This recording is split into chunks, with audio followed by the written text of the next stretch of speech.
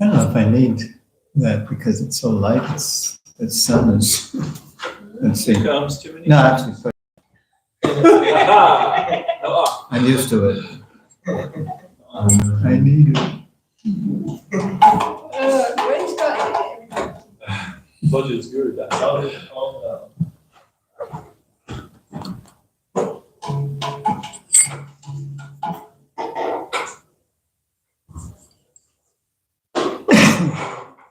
Krishna.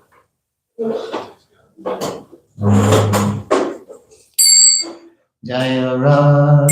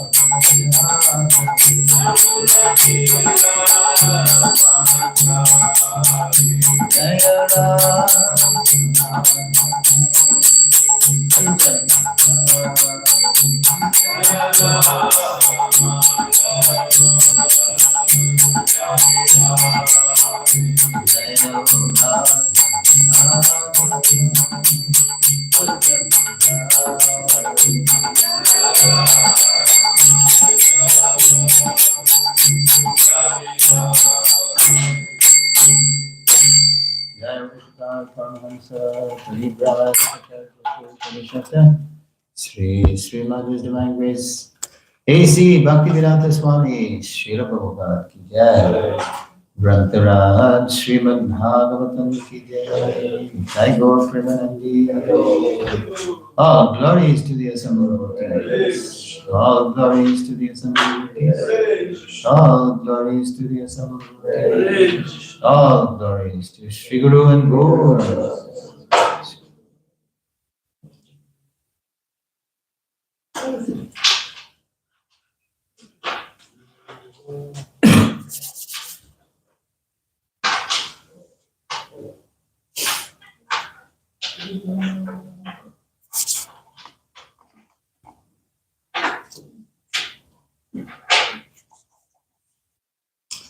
Om Namo Bhagavate Vasudevaya.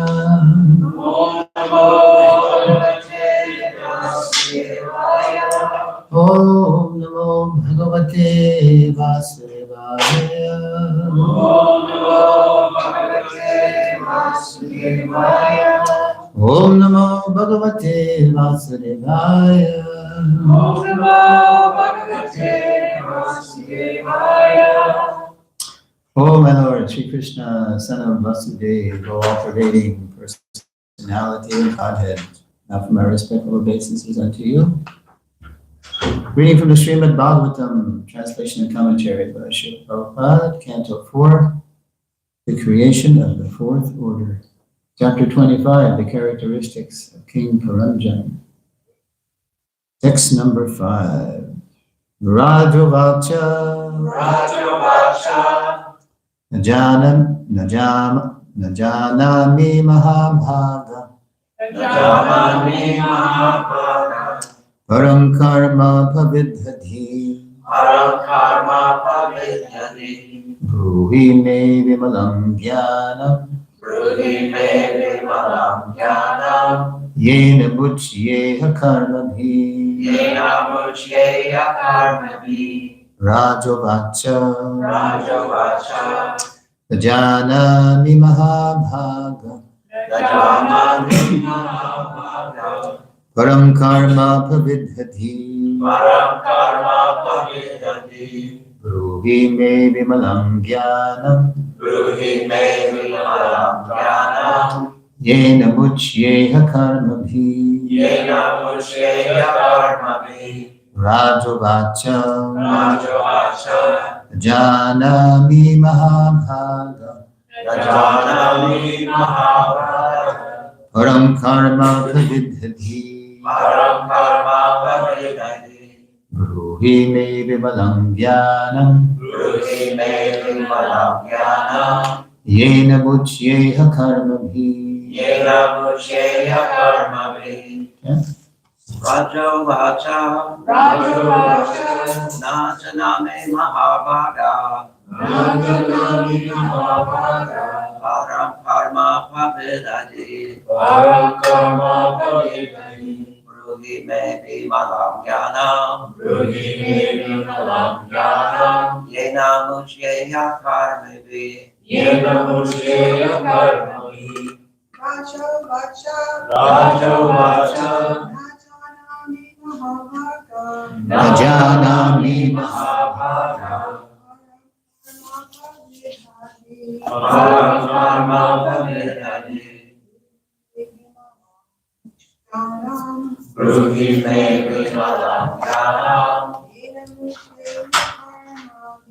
Yena Mucyeya Karmavi, Rajovacha, Rajovacha, Dajanami Mahabhaga, Janami Mahabhaga, Param Karma Pavidhati, Param Karma Pavidhati, Bruhi Me Vimalam Jnanam, Bruhi Me Vimalam Jnanam, Yena Mucyeya Karmabhi, Yena Mucyeya Karmavi, Rajovacha, Rajovacha, Janami Mahabhaga, Janami Mahabhaga, Param Karma Pavidhati, param karma pavidhati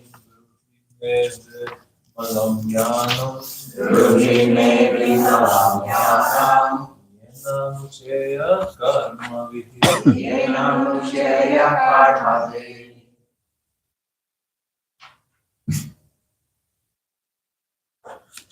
word for word. Raja uvacha.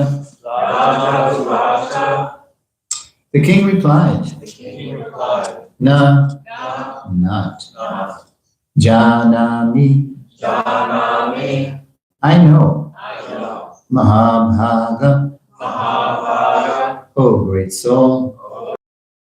Param, param transcendental. transcendental Karma, karma by fruitive activities. fruitive activities Apavidha, apavidha being pierced. being pierced Dhi, Dhi, my intelligence. my intelligence Bruhi, bruhi please tell. please tell tell me To me. to me Vimalam, vimalam spotless. spotless Jnanam, jnanam knowledge. knowledge Yena, yena by which, by which mucyeya, I can get relief. I can get relief Karma bihi, karma vihi from the fruitive activities. from the fruitive activities. Translation, the king replied, O great soul, Narada, my intelligence is entangled in fruitive activities. Therefore, I do not know the ultimate goal of life. Kindly instruct me in pure knowledge so that I can get out of the entanglement of fruitive activities. Please repeat.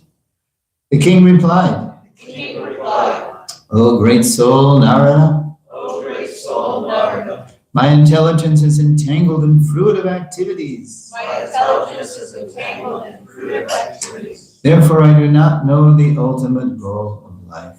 Therefore I do not know the ultimate goal of life. Kindly instruct me in pure knowledge, Kindly instruct me in pure knowledge, so that I can get out of the entanglement so so that I can get out of the entanglement of fruitive activities. of fruitive activities. Srila Prabhupada's purport, Srila Narottam Das Thakur has sung, Sat Sanga Chadi Kainu, Vasate Vilas, Te Karane Lagi Lagi Karma Bandha Hans.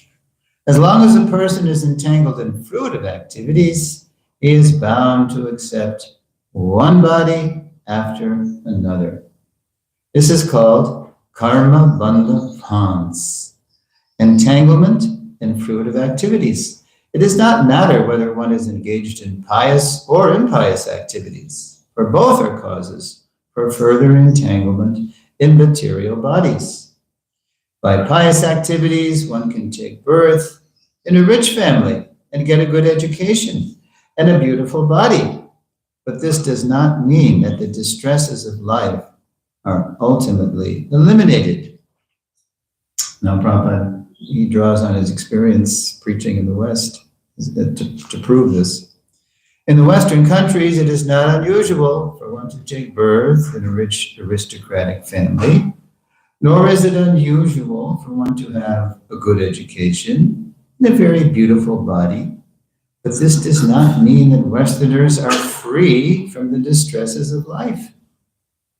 Although at the present moment, the younger generation in Western countries has sufficient education, beauty, and wealth, and although there is enough food, clothing, and facilities for sense gratification, they are in distress. Indeed, they are so distressed that they become hippies. And one could say, well, Prabhupada's dating himself here, there's no more hippies. But actually, there's plenty of hippies. There's plenty of people who, because of their good karma running out, are just, there's plenty of unemployed PhDs in this world, especially in the era of AI. Machines are putting people out of work now.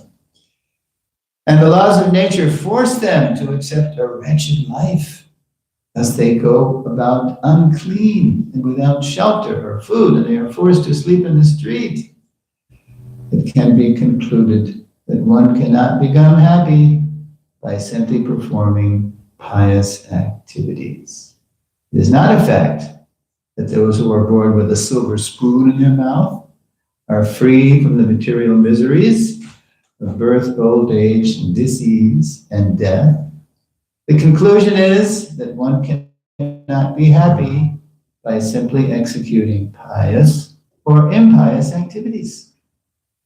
Such activities simply cause entanglement and transmigration from one body to another. And here's the second time Prabhupada says this. Narottam Das Thakur calls this karma bandha hans. This is like his mantra. It's the through line throughout the purport is karma bandha, entanglement in fruitive activities. King Prachani Barishad admitted this fact and frankly asked Narada Muni how he could get out of this. Here it is. Karma bandha hans, entanglement in fruitive activities. This is actually the stage of knowledge indicated in the first verse of Vedanta Sutra. Vatato Brahma Jigyasa. When one actually reaches the platform of frustration in an attempt to discharge karma bandha hans, there it is again, he inquires about the real value of life, which is called Brahma Jigyasa. In order to inquire about the ultimate goal of life, the Vedas, Mundaka Upanishad 11-12, enjoin, Tad-vigyana tam sagarum eva vikache. Quote, in order to understand the transcendental science, one must approach a bona fide spiritual master. King Prachani Barishad found the best spiritual master, Narada Muni, and he therefore asked him about that knowledge by which one can get out of the entanglement of karma bandha hans. Fruitive activities. This is the actual business of human life. Jivasya tattva jigyasa nartho yashcheha karmavi. As stated in the second chapter of the first canto of Srimad Bhagavatam 1-10, a human being's only business is inquiring from a bona fide spiritual master about extrication from the entanglement of karma bandha funds. Jai, Srila Prabhupada ki jai. Om Ajnanatamandasya Jnananjana Shalakaya Chakshur Militam Jena Tasmai Shri Gurave Namaha.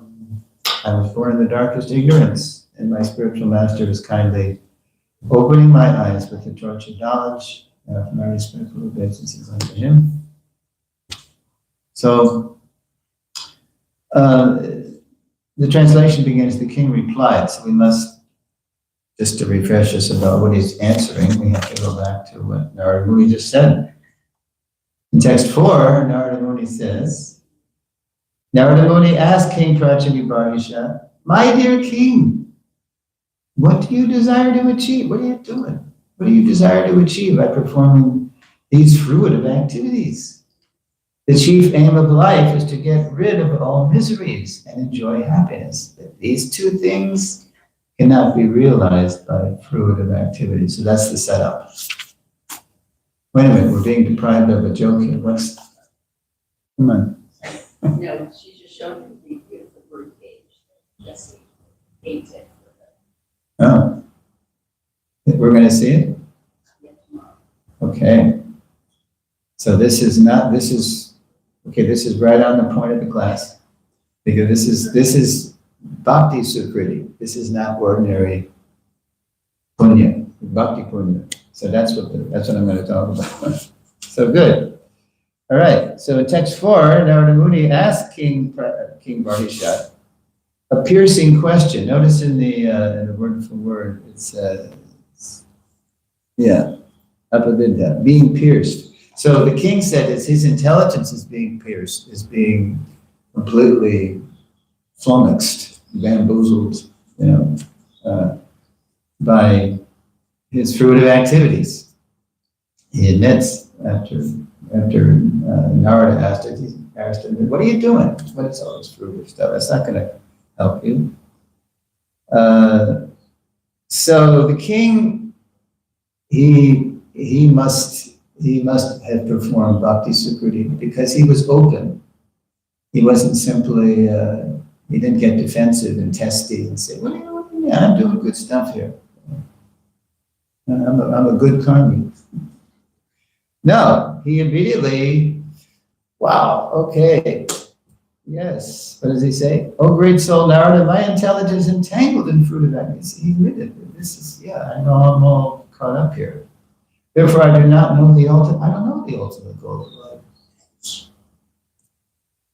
Now, what does he say now? And the last thing he says, it should remind us of something in the Gita. Kindly instruct me in pure knowledge so that I can get out of the entanglement of fruitive activities. What does that remind us? Please instruct me. Now I'm confused about my duty and have lost all composure because of miserly weakness. In this condition, I am asking you to tell me clearly. Because if Arjuna was actually, right, everything he was saying in the first chapter, why he wouldn't fight, he would have been, yes, triumphant. But what was the end of his arguments? He's like, he's crying, I cannot fight. Even it carried over into the second chapter. Nor do we know which is better, conquering them or being conquered by them. His intelligence is pierced. Of course, this is a setup by Krishna, so we could get enlightened. The sons of Dhritarashtra, who if we killed, we should not care to live, are now standing before us on this battlefield. So, but King Bharishat, he's given his issue of these 10 prachetas, and they have been intercepted by Lord Shiva.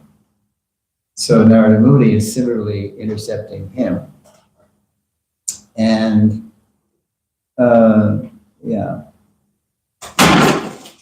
Whoa. What's Sorry. happening? Tulsi. Hold on. Tulsi? No. Bro. Stop. Ooh, okay, we got the expert on the case here. Hey, don't move the body, it might hurt the spine. Okay. This is direct Shraddha Bhakti to a pure devotee.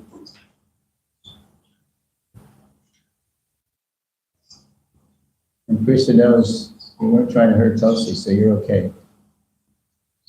All right. Okay. That's half the class is out of the room now. Let me just take a drink. We'll be back in 30 seconds. Now we work from ginger lemon tea.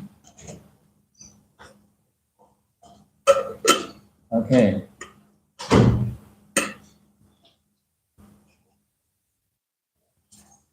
All right, Damodar's on the case. Okay, we'll just continue here. Yeah, in his purport, Prabhupada begins and ends, and throughout the purport, he quotes this Karma Bandha funds, because Prabhupada and Vishwanath Chakravarti Thakur accepted. I mean, Narottam Das Thakur, he didn't write books. He wrote songs.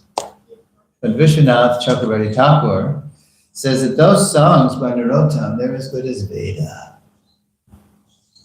Because they're full of bhakti and the purport of Veda. It's just in a simple line, Narottam, and just captured so many verses in the Veda, as he does in this Karma Bandha. Yeah, Prabhupada quotes the first two lines of the song.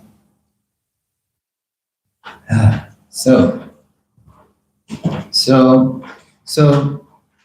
yes. So Bharishat's reply is like Krishna's, or it's like Arjuna's saying, please instruct me. Now in his purport, Prabhupada points out that both, listen to this, he says, it does not matter whether one is engaged in pious or impious activity, for both are causes for further entanglement in material bodies. But we generally think, hey, if you're doing good stuff, that kind of makes us eligible for Krishna consciousness. We tend to, oh yeah, I just talked to somebody the other day and that person was a vegetarian and the person was reading Paramahansa Yogananda, but not necessarily. If the intention is just to accumulate good karma and be a good person within the material world, what does Prabhupada say here? Yeah, they're both self-centered, actually. They're not God-centered. So let's look at another kind of piety that Krishna talks about in the Gita. He does talk about transcendental piety too. Who can think in the second chapter after it's 240. Anybody know 240? Okay. So, I'll just say.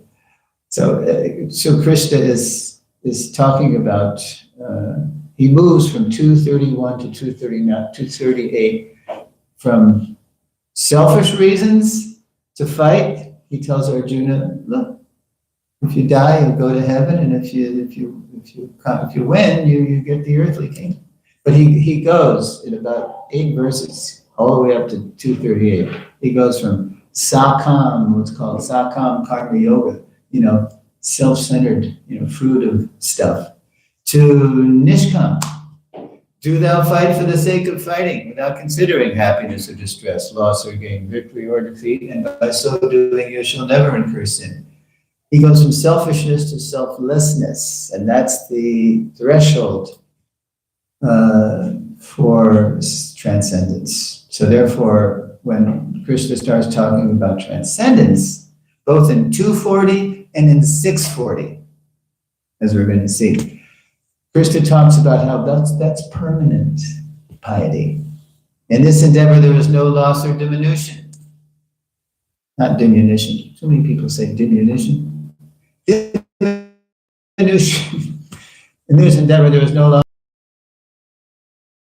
path can protect one from the most dangerous.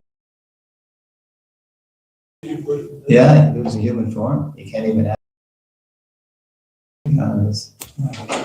Now in 640, this is interesting too. This is a further development of that point in 240, because the second chapter is the whole Gita in summary, but in 640, Krishna unpacks that point. Yeah, right here. All right, so it starts in 637, when Arjuna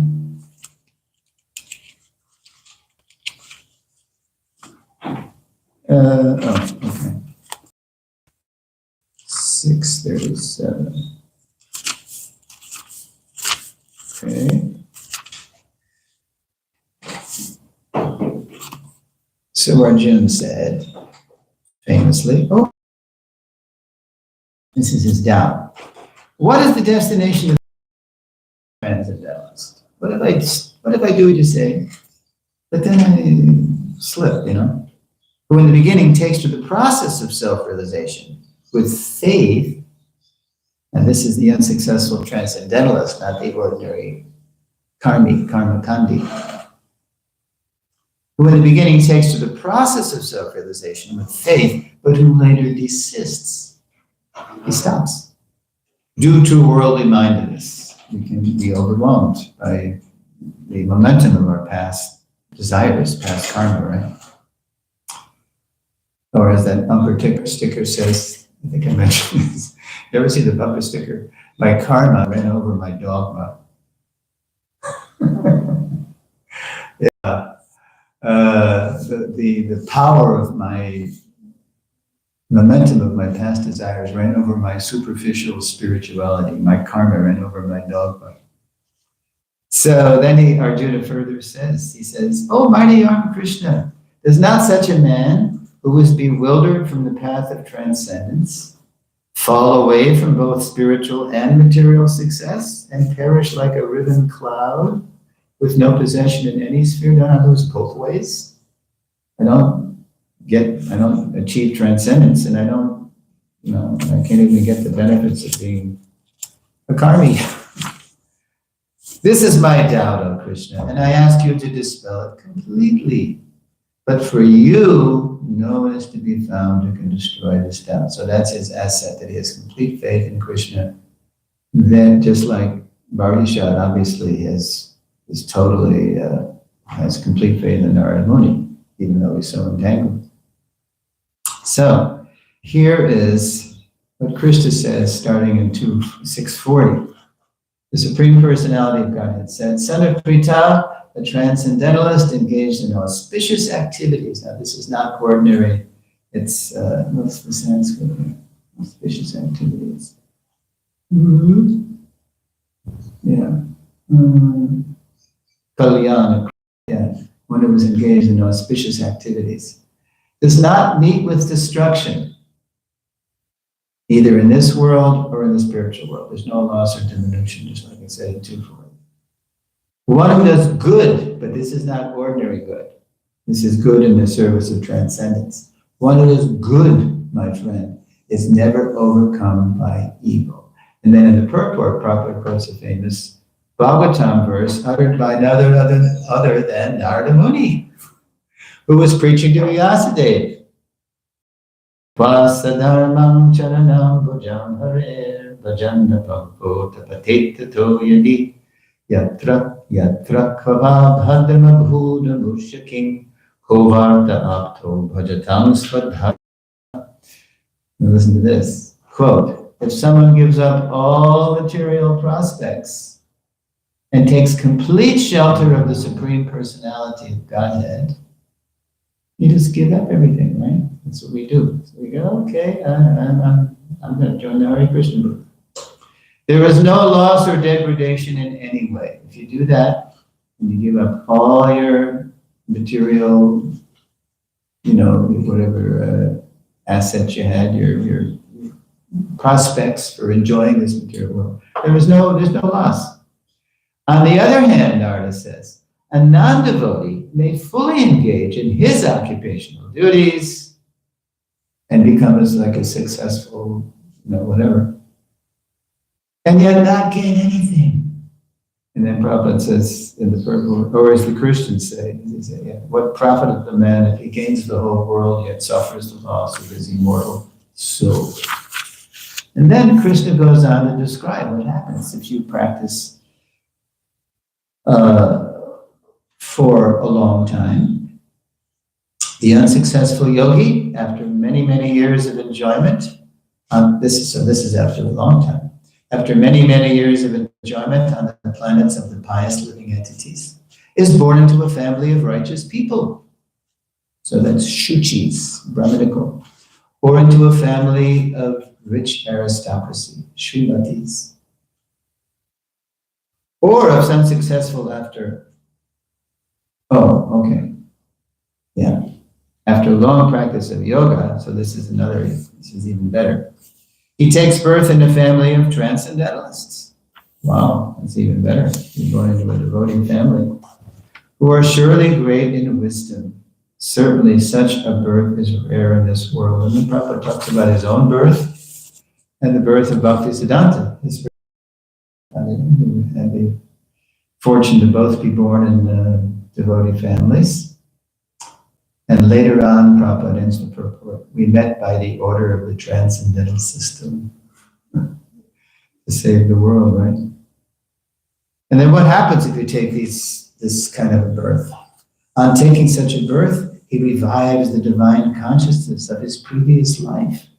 And he again tries to make further progress in order to achieve complete success, O son of Kuru. So these kinds of activities in transcendence, bhakti punya, bhakti sukriti, they stick to the soul, right? They stay with you, and nothing can take away that asset. By virtue of the divine consciousness of his previous life, he automatically becomes attracted to the yogic principles, even without seeking them. Such an inquisitive transcendentalist stands always above the ritualistic principles of the scriptures, like an ordinary karmi, who's like Bharishat, crossing all the T's, dotting all the I's karmically, but then still self-centered. So that doesn't stick to the soul. Okay. Now,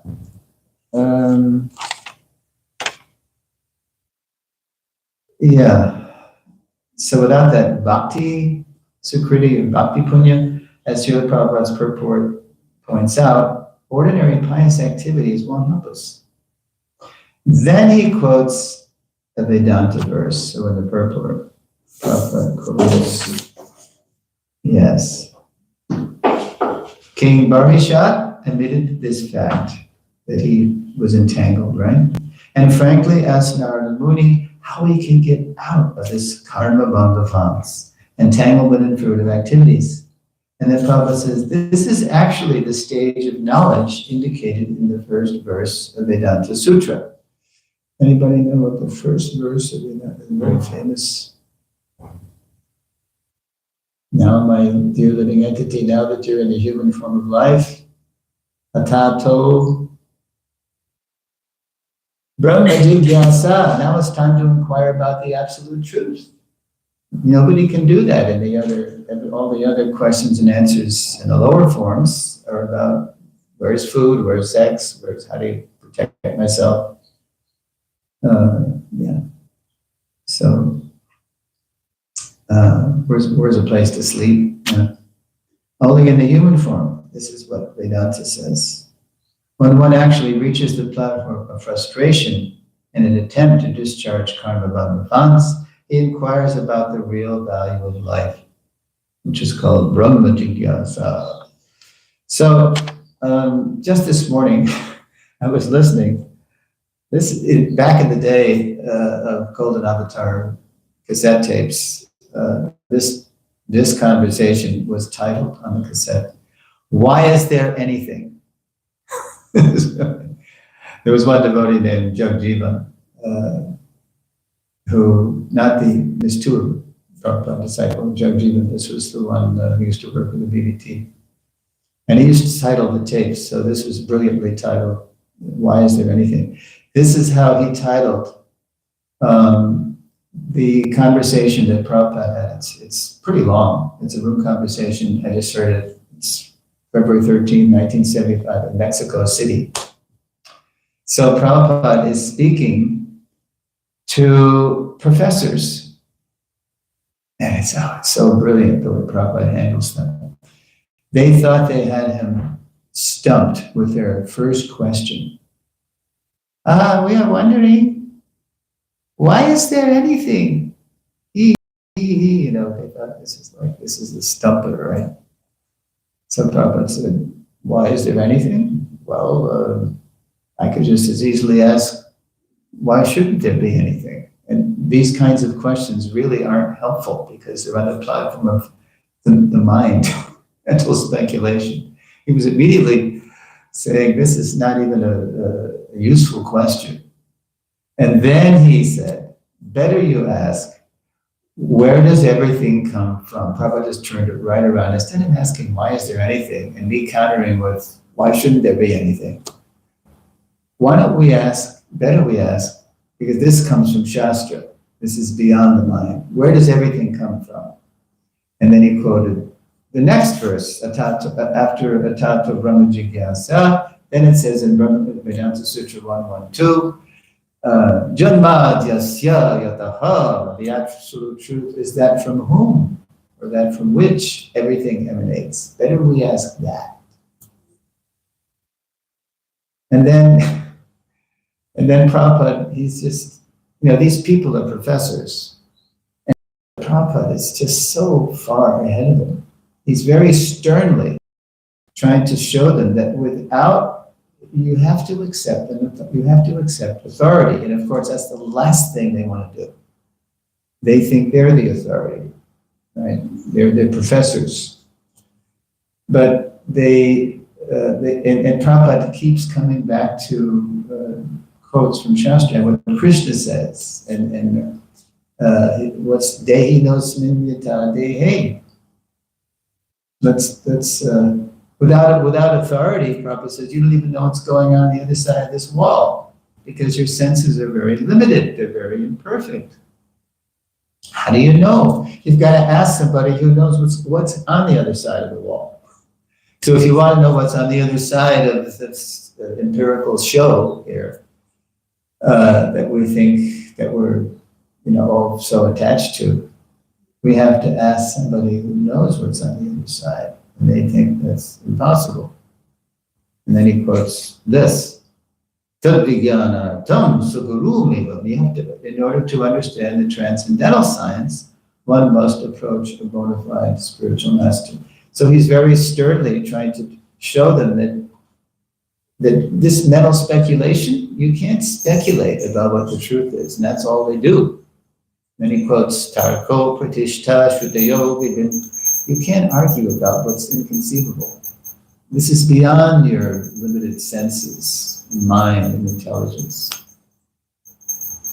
And then the recording ended, the conversation ended with, philosophy without religion is simply mental speculation.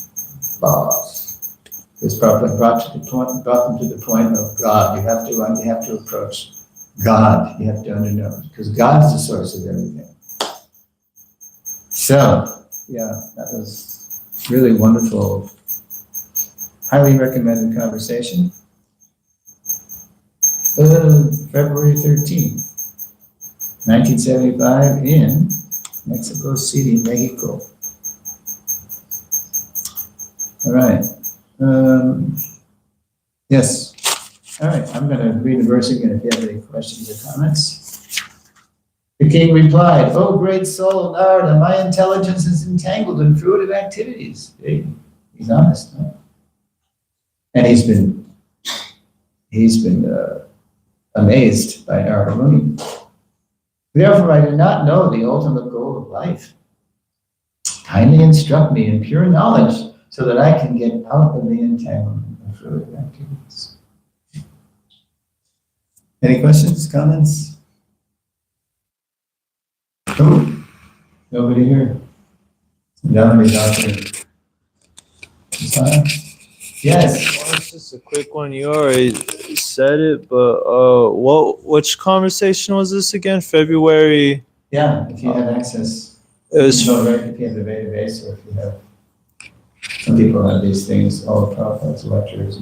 what was the It's date? February 13th. And it's 75 in Mexico City, and it's labeled R1 in the database. I mean, if you have the database, it's R1. R1. No, that's the way the cassette was labeled back in the day. They don't do that anymore. I wish they did. Those are very catchy titles, and it's a good way to remember it too. But they didn't do that in the database. All right, I want to check that out. Oh, Thank boy. you. It's so, Prabhupada is so, he's the professor. It's obvious. They're just like kids, and they keep trying to speculate. And Prabhupada says, no, this is not good. Don't speculate. You can't do this. This won't help you. He's like he's their senior too. He's like, this is 75, so he's almost 80 years old, and he's scolding them, right? And they just, I don't know if they ever got it. It's hard to, because they kept, essentially this one lady, professor, she just kept giggling. She was a giggler. Because that's what they do. He just giggled. Yes. Yeah. Thank you for your beautiful class, Shreesh. It was beautiful receiving all of But you. I can't hear you. Receiving all of you. You hear me? Can you hear me? Can you hear me? I probably have a soft voice. Yes, you do. I was just thinking how everything is opening up the reality of like something beyond the good and the bad, or the duality of like the fruit of activities. Because within our own subjective experiences, we can think something so good and we can live a life so full, or we can live a life in complete distress or agony, but yet it's like we have nothing to give it an even deeper depth of contrast. And I think the authoritative scriptures like Sastra or Prabhupada opens up a reality that goes beyond that. And without that, it's like we're limited to our own relative experience. Yeah. And I'm just thinking how that is even more binding. And by Prabhupada opening, to the scientists and everything when he's in Mexico, I was just thinking how he's very penetrating with the point of like authority is also, it's the main source. We should take shelter of it deeply, because it has a way that it can guide us beyond our experience. Yeah. And I think that's the beauty. I feel like that's a beautiful way of, it's a beauty. There's a beauty. Otherwise, we're doomed to be frogs in a well. Yeah. We're so attached to our, what does it say? It says, everybody thinks the universe, Atmavan Manyate Jagat. We all think that the universe is the way we see it. It's just part of being a conditioned soul. Well, I think that it's like this, but actually we're just frogs in a well. We just have tiny perspectives on everything. And so it's the only hope. Beyond that very limited view of ourselves and of the universe and anything, or somebody else. And we're just tiny. Yeah. Like when Gurudas said the other night, he said that Bhavananda went to Prabhupada and he was tattletaling on somebody. What was he saying? I forget. Do you remember that? The phrase tattletale he used? Anyway, he said Prabhupada didn't like tattletales. And then, so Prabhupada took the opposite. Well, maybe he was thinking this. Did you ever think that? Maybe that's why he was doing what he did. Maybe he wasn't so bad after all. Oh yeah, he wasn't chanting his rounds. At least he was telling the truth. Yeah, at least he Yeah, because he admitted he wasn't, but he was so busy.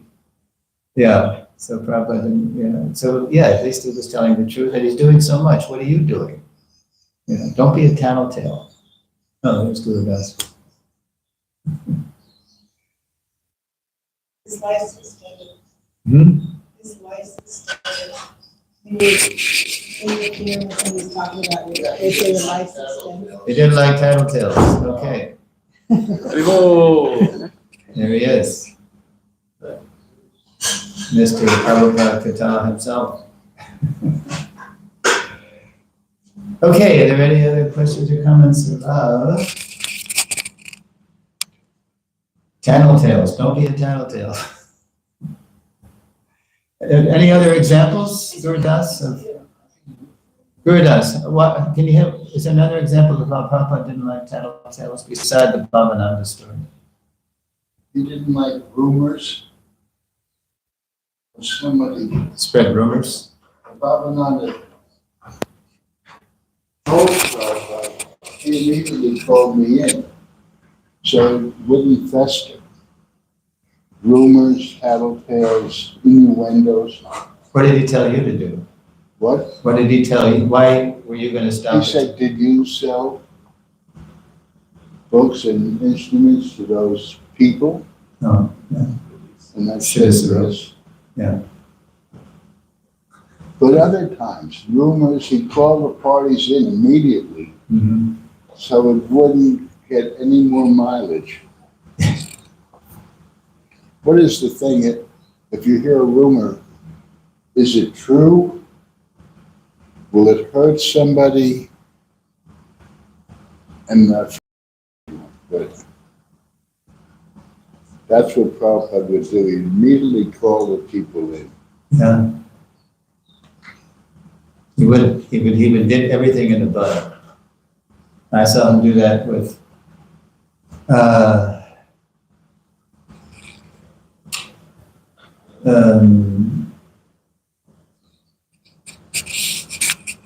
both, there was Prabhupada was God, the rumor that Prabhupada was God. I saw him do that with that. He did more than call the people in for that one. Well, he expelled them. Huh? He expelled them, those 4 sannyasis. Do you want to know the story? Well, I was there. You were. Yeah. I was a brand new bhakta. Were you the 4th person that was defending the movement? Like samurai back to back? No, I didn't know what was going on. Half the people who were believing these sannyasis, these rookie sannyasis that Prabhupada was God, and the other half weren't buying it. And the whole movement was being torn in two. People were blooping. Yeah. They were walking down the road and they were done. And then that was in 70, in August 70. And then I was in LA in 76 when Prabhupada smashed the Gopi Baba Club. What? Smashed the Gopi Baba Club, the Mizahaja, people who were just imagining themselves gopis and just spreading the poison all over the place in Dwarka. So Prabhupada, he was there in Dwarka. He arrived, he heard about it. And then when Prajunya came into his quarters, he had just served Prabhupada his nuts and fruit and for breakfast. And so Prajunya comes back and he runs in, he goes, Prabhupada, I just heard the leader of this group, Gopi Baba Club, that's what we call them, minimizing the importance of the Bhagavad Gita, that it was just ABC, Prabhu, it was just preliminary, it was just, So Prabhupada, he had this dried fruit and nuts in his hand, and he was just about to eat. He put it back in the bowl, slammed his fist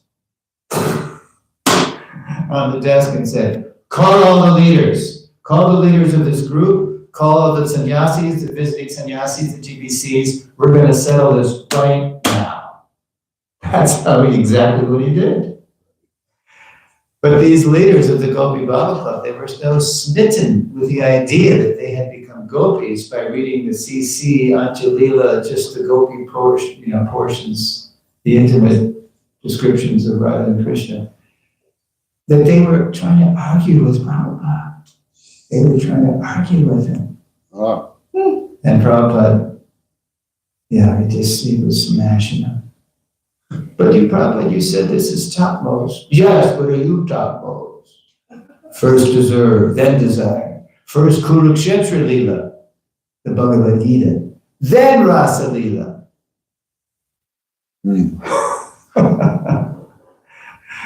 So he did. He did act very swiftly, very decisively, and that's one reason we listen, because we're not so decisive and swift, Lila. So a solution to this without Prabhupada present, how is that quality of sifting through the rumors, sifting through the tattletelling, sifting through the gossip ever come to a point of harmony? There's gonna be some fragmentation if the quality of the leader doesn't discern what is what Yeah. and can't. How is that? Yeah, we have to become more, not Prabhupada, but Prabhupada-led. We have to become pure devotees. We have to follow Prabhupada's instructions. But where does everything go then? Where is everything? How is everything structural? How is all that because we're like in a village, like we're in community, we're in that kind of social structure of everything. Yeah, that's okay. Yeah. You can be in an institution and still be sensitive and know what's what, and we have to become. But what if there's no guidance and direction within that emotion or that feeling or Well, that's a whatever that? problem. But I don't see that here. I see plenty of people who know Guru Sadhu Shastra and who also are painfully aware of their own anarchas and want to get rid of them and keep following the process. Tolerance and senior devotees would be two legs on an answer for that. Because if you can have tolerance in the situation and then find a senior devotee who you trust, then you can ask for advice on things rather than perpetuating the divisive. Because everything gets dovetailed into Krishna consciousness, within Krishna consciousness. So if you can dovetail instead of divide, then it seems through tolerance and through submission to a senior devotee who you trust, seems like that's at least a step in the right direction for such a situation. Yeah, and we have to be discriminating. We have to be, discerning, that's the word, thank you. Yeah, we don't just trust anyone and everyone. We respect anyone and everyone, but we place our full faith and trust in people who won't judge us, who accept us as we are and then help us become better than we are. Okay, I think we can continue this in practice. the sin, not the sinner. Yeah, there you go. See you, Prabhupada.